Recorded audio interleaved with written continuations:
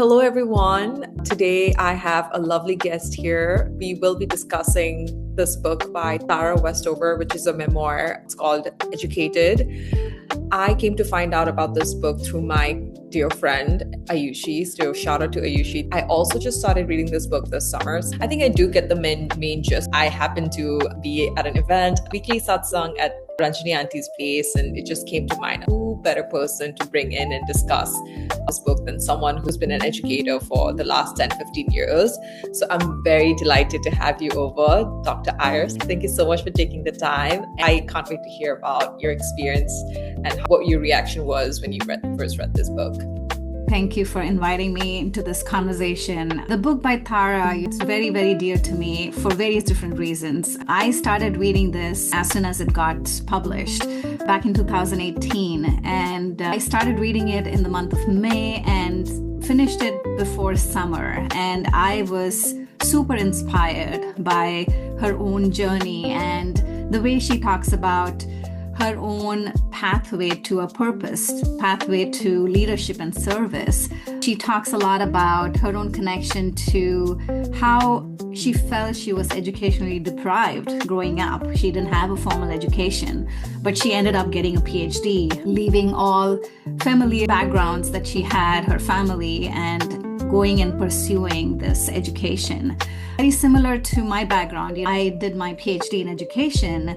I moved from India to US. I felt a lot of connection in that sense with Tara, the author, looking at how difficult her choices were and how she focused on her personal growth. And many times as an educator myself, I think about education as not just formal schooling. It's not just a degree or something that adds some letters behind your name, but actually showing how you can develop empathy, you can discover your own voice, and looking at your own personal freedom, and most importantly, self-understanding. I think all of these things she shares in her book. I also keep going back and rereading it because there are a lot of parts of it which are highlighted in terms of her own purpose. And there are several themes that she shares within her book as well, which we can talk and go deeper into. Amazing. I'm excited to dive deep into this book and draw parallels and common threads between your life and Tara's. I'm curious to know, I'm someone who was also born and raised in Nepal. We have this education system where memorization is just the practice of how you study back home. Even when it comes to maths, I've had a very traumatic experience growing up. It was a very tough subject for me. However, I do recall enjoying algebra. For whatever reason, I enjoyed finding X. It was almost like solving a puzzle versus trigonometry where you had proofs and theorems, and it just wasn't really my thing. Here in the book, Tara Westover, she teaches herself algebra from an old textbook in rural Idaho. And this was all in preparation for her ACT test. And she also had thought of math as this very mysterious subject until she found out that there's actually proofs and reasoning behind it. So can you tell about the importance of having a solid, strong foundational guidance versus someone memorizing it just to pass the test? How your experience with students' relationship with maths and how you try to shift that mindset? Absolutely. I definitely feel education is more critical thinking. It's more creativity. It's more problem solving, right? Real education is when it changes you as a person. It gives you your own understanding of what you can do, possibly. And I think most of that is hindered by us, by thinking that I can't do it. That mindset of, hey, I can never do math, which I see all the time around me. I've been teaching for 15 years and I've taught in various different school settings. I've taught in India, in the US, in Texas, Michigan, New York. So everywhere what I see is when my students move from I cannot do it to maybe I can figure this out. Changing that mindset a tad bit can make such a big difference. It creates that sense of, courage within you. It helps you in being more resilient. So continuously focusing on I may not get it at this point of time, but I can still try and figure out things. So just changing it from I cannot do it to I can do it can make a huge difference. Absolutely. I think someone just giving that reassurance and confidence boost can really go a long way.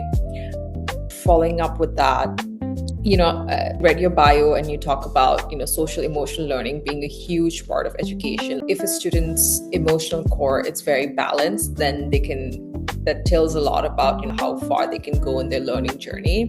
In this book, Tara, she comes from a family where, they're very isolated. They don't really do things outside of church. They don't believe in modernism and new developments.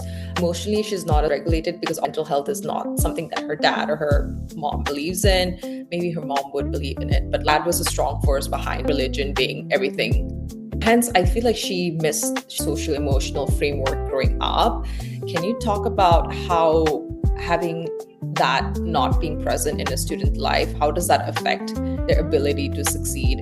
Definitely think that everything has a place in one's life, right? Even her background, Tara's background of her own struggle, had that resilience part that she grew up with. I was also reading up, I was looking at one of the conversations that she had with Bill Gates, some of the notes that Bill Gates had shared about Tara. And he mentions that she grew up with 6 more siblings, and even with the background that she had, 3 of them got a PhD. So with the background that your dad was believing in conspiracy theory, what he felt was that she built resilience. She built that growth mindset where she's self-taught, right?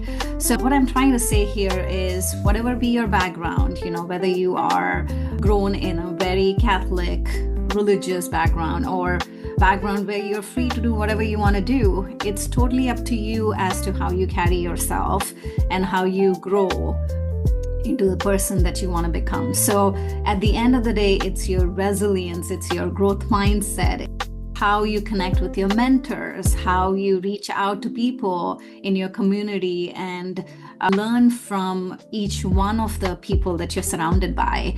And that is basically what a successful education looks like. I definitely think Tara was very resilient in the sense, like she had this very strong will to go and accomplish things, like her curiosity to know what a school setting was like. I think that really took her so far. Thanks for the lovely explanation. Another question I had was when she makes it to the university, a lot of her professors and advisors notices that she's so capable of doing so much more, and they see it in her before she sees it in herself. How important it is to have that one person showing the student has a lot of potential in making it big in life.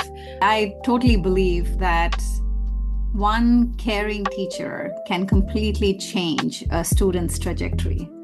One mentor, one supportive school leader who can say you are able to do anything that you put your mind to, I think it changes the whole game. Tara had those people around her who constantly encouraged her. I think her whole education journey also tells us that education is not just about acquiring knowledge. It's about changing your identity, changing the way opportunities around you can change your community. That's what she wants to do. She constantly is inspiring other educators like myself to think about how do I contribute to education in a meaningful way? How do I continue to learn throughout my own life? So if she's doing it for me, I'm sure she's doing it for many people around as well. I absolutely agree. For institutions, how can they train and how inculcate educators to not just look at student well-rounded academically, getting good scores, but also see potential and like holistic social emotional learning side of things, not just focusing on one dimension, which is getting great scores, but more so like holistically, how can they train educators to see all of that? As educators and school leaders, we often think about defining success in education by grades, by admissions into Ivy Leagues, or with the career that our students achieve after they have had education. But the book Educated keeps reminding us that true education means helping people become kinder, people become wiser, and most importantly, people or human beings becoming resilient. I think that is what connects me to my own work with Heartful Schools, where we constantly think about who am I, right? Becoming more self-aware of the person that I am. What shapes my beliefs? What is it that I'm constantly working on? And how can I identify myself? And how does education help me do that? How do I find a balance between my family life and my career? What drives me? So all of these questions are part of our learning experiences. And that's what I think would happen if you balance your academic intelligence, which we constantly look at the IQ of a person, with the EQ of a person, which is the emotional quotient. How are we thinking about that emotional intelligence? Are we catering to our self-awareness piece? Are we developing that to managing ourselves? Are we expanding that to social awareness? Are we managing that to our relationship skills, how we are treating each other? And how does all of that come into picture when we are making decisions in our lives? I think that is what a successful education could look like. Absolutely. The older I get, the more I realize how important EQ actually plays, because in a workplace, it's obviously you get your work done, but you all have to work with different personalities, and you should not let people's way of thinking affect you. It can be contradicting, but it's all about regulating and being self-aware and knowing that things can't be taken personally, and just having built that thick skin goes a long way and really helps someone succeed. One thing that I found common between myself and Tara, I was raised by my grandma. I used to go to boarding school and I would come back home during my vacations.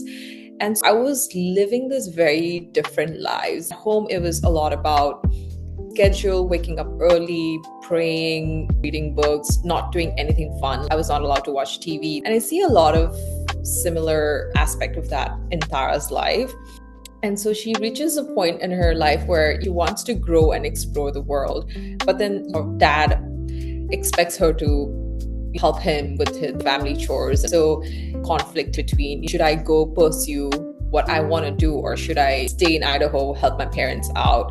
As an educator, how do you support a student, having them pursue what they want, what they're curious about, without stepping too much into their personal life? How does one balance that?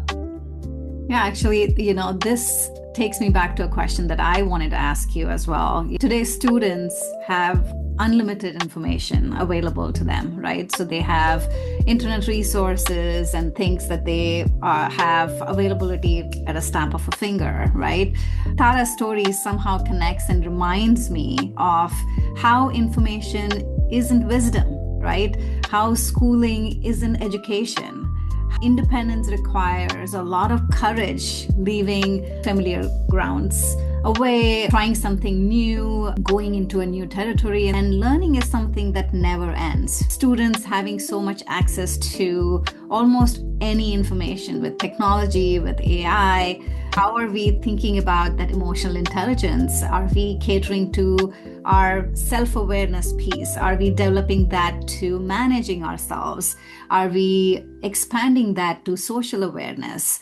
Are we managing that to our relationship skills, how we are treating each other?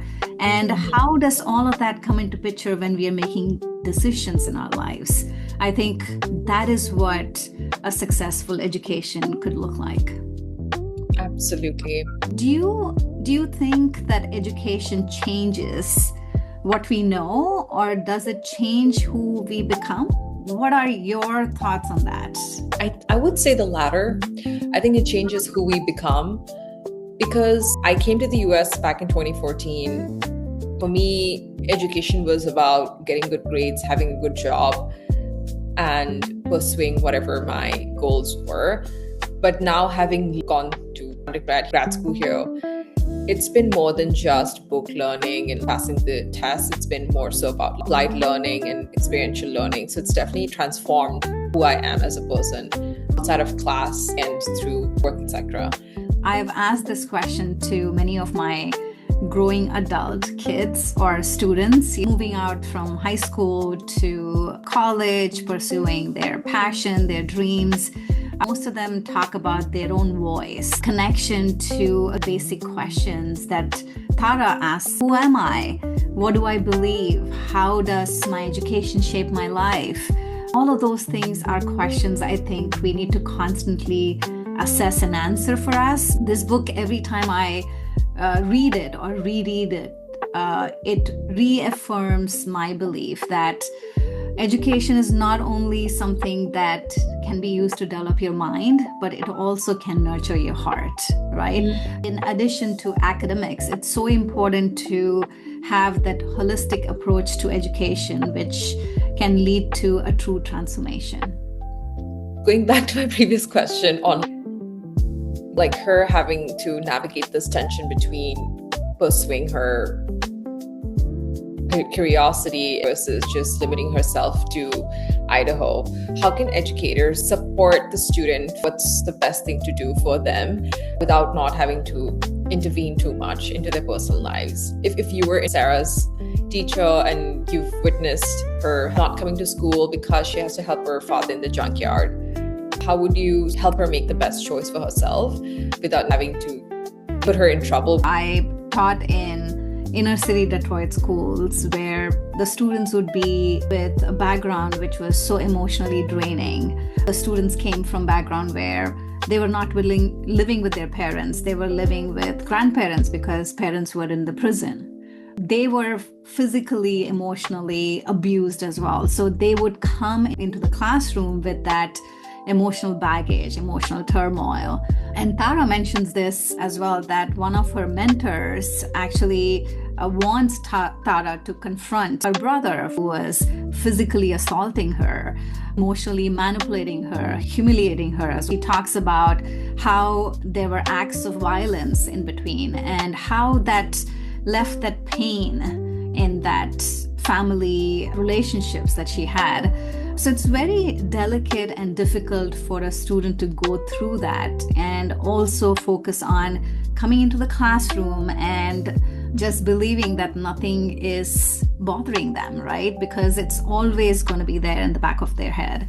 So a couple of things that I started to do as an educator was to be there for them without any judgment. You know, many students come in and they are struggling. They don't want to talk about things because they feel they're being judged. So being there as a listening adult can sometimes work in terms of just being there to be empathetic, showcasing you can trust them.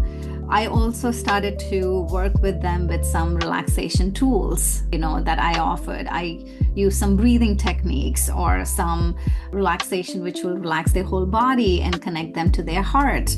So slowly it takes time for people to understand that it's okay, that these conflicts are going to be there, but how do I find comfort in my own self? Bringing that self-esteem up and self-confidence up is something that I would support my students with.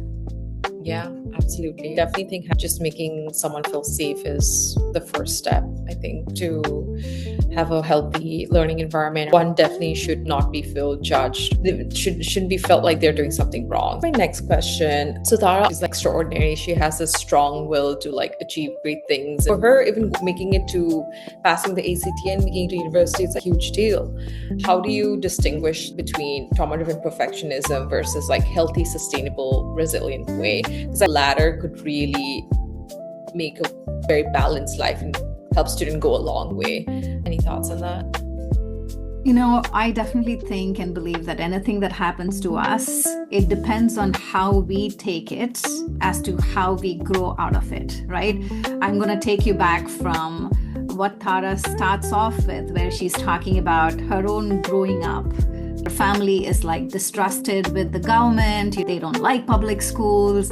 They don't believe there is anything outside of them. They need to be always self-sustained. They're always trying to pack enough things, have enough rifles and guns. They are in their own small little bubbles. They refuse to send their children to school. They reject any doctors and hospitals where Tara's mom needed medical attention.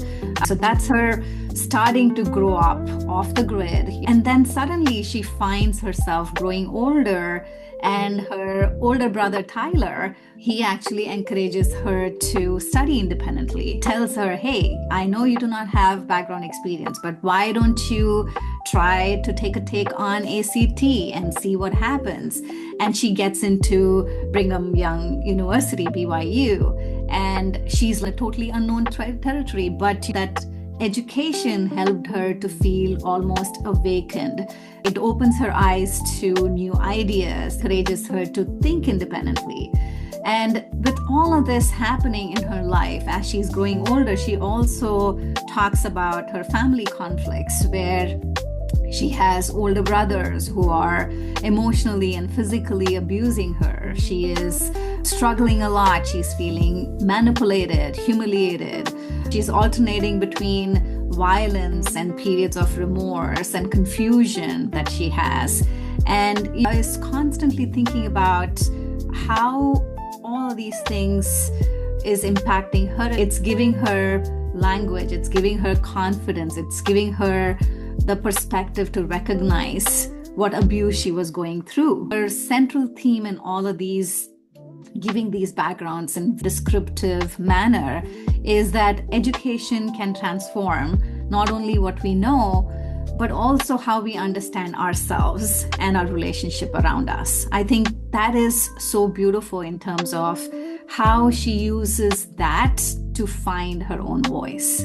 That's what was my biggest key takeaway from reading her book, where it felt like all of the pain that she felt in making that decision to distance herself from her family members, going to a university and eventually getting her PhD from Cambridge. It was beautiful to see that she was embracing life now. She was embracing the life that education is building for her, acknowledging that emotions are complex. It had its own way of strengthening or building resilience as she was growing up. I think having self-awareness, just knowing yourself more and finding your voice is definitely education that people don't really talk about, but it really starts from you, right? You should know what you want to pursue. It all starts from self-awareness and power of relaxation, focusing on your inner self plays a huge role, and not just in school setting, but also in work setting. Just practicing that 10 minutes of meditation during lunch break, I think would just make you 10 times more productive. So I'm a big proponent of knowing yourself and then also taking breaks in between. So I know currently you teach students who are professionals in their fields, and so they have this life outside of school, and then they're also doing school on the side. And so I get the sense that they're there to genuinely learn, and students can feel burnt out because they have so much to do outside of school. And New York can be a very intensive place where you want to do X, Y, and Z. So students can be prone to burnt out. How do they promote a very balanced way of handling coursework and their professional lives? That's a great question. Any student growing up at this age, the challenges that they face is huge. Especially with our kids who are already professionals. They are also trying to juggle their busy schedule with learning and educating themselves. As a math teacher, as their advisor, think about, what do I want my students to leave my classroom with? Not just bookish knowledge, not just math, not just computational skills, but skills that help them develop resilience, skills that help them to be curious, be confident, be courageous to tackle any problems that come in front of them, right? Coming back to Tara's memoir and her journey, it reminds us that education, even if it is a math education, it's ultimately about transformation. It's not just information, right? So that is something that I definitely want my students to feel and take away. In class, we do have a time and place where we practice some of the relaxation tools. It could be deep breathing for a few minutes if you're anxious. It could be relaxing your whole body. It could be sharing a spotlight on somebody and sharing something positive about them. Because a lot of times, the students are belittling themselves or thinking they're not as good as they want to be, right? How do I bring them up? How do I boost their energy in terms of making them more positive? So using some positive affirmations in my classroom all the time, using meditation when I want them to have a focus-centered viewing of a project or something that we are working on. So things like that in place. Journaling is a big part of my classroom as well, where I use reflective writing or reflecting on a particular concept that they've learned and helping that to connect with real life situations. I keep talking about how my students sometimes feel that math is not something that is related to them singing or acting or dancing, and I try to connect all of them back to math. I say your pattern at which you're dancing is all transformation in mathematics, right? Or connecting their day-to-day bills or money that they're making into financial mathematics or budgeting. So connecting what they do in their day-to-day lives, making it relevant for them, is another way that I help them to understand what this learning is all about. And I would love to have this final thought that comes to me that I would love to add, that Tara, she did not become successful because she suddenly became brilliant. I feel that she became successful because she kept learning, right? That's the same lesson I hope my students take away, that you don't need to know everything today, but like solving a complex equation, your growth happens from one step at a time. And education is just that. It prepares you progressively to become more persistent, more reflective, more believing that every problem that comes in your path, you can understand and you can solve. That's so beautifully said. I'll let that soak in. I really like what you said about teaching your kids about connecting things together. And when I try to connect things, it's relevant. It sticks with me in the long run. I really like how example of dancing, like maths can be applied here. Like these are the patterns and X, Y, Z. I never heard anyone say this, but it makes sense. And I grew up performing on stage. So if someone drawn those two different worlds together, I would have enjoyed maths so much. I was taught that performing arts and maths, they're like mutually exclusive. They cannot be brought together. But that was great insight. I loved hearing how you perceived educated from a educator's and from a researcher's lens. I will certainly try to also apply some of her learnings and your advices moving forward. But this was great, Dr. Iyer, Ranjani Auntie. We'll now move on to our rapid fire round, which is going to be quick and brief. Sounds great. Yay. I have a total of 3 questions. You could keep it brief. I would love for you to explain as much as you want. One math concept that you think every person should understand and for their daily life. Solve for X. You always try to figure out what is the missing part in a problem, and that is algebra. So whether you are shopping for a cute shirt that you're buying, or you're shopping for a mansion that you want to buy at the end of your career, or buying a car, you need to solve for X. So finding that missing piece is such a crucial math concept that you need to know. Nice. A book that deeply changed your perspective or shaped your philosophy. Educated. I would definitely rate the book that we were just talking about a 5 on 5, because every chapter was with such detail and it was so easy to read. Some were painful to read about Tara's background and her story, but it reminded me why education matters and how it can be transformative. Amazing. The most underrated skill in social emotional learning. Self-awareness. I think people think that they want to manage whatever they're feeling before actually understanding how they're feeling. So I think the first and most important step for social emotional skill building is self-awareness. So when you become more and more aware of yourself, the better you can manage whatever you're feeling and transform yourself. That was all for my rapid fire segment. Thank you so much for doing this, Ranjani. It means a lot, and it was done in a very short notice. So appreciate you being very flexible. Hopefully we can have more of these discussions on upcoming books we both have read. I would love to be part of your journey. And if there's anything that I am able to contribute, I would love to do that as we move forward as well. So good luck with everything. Thank you so much. All right, I'll see you soon.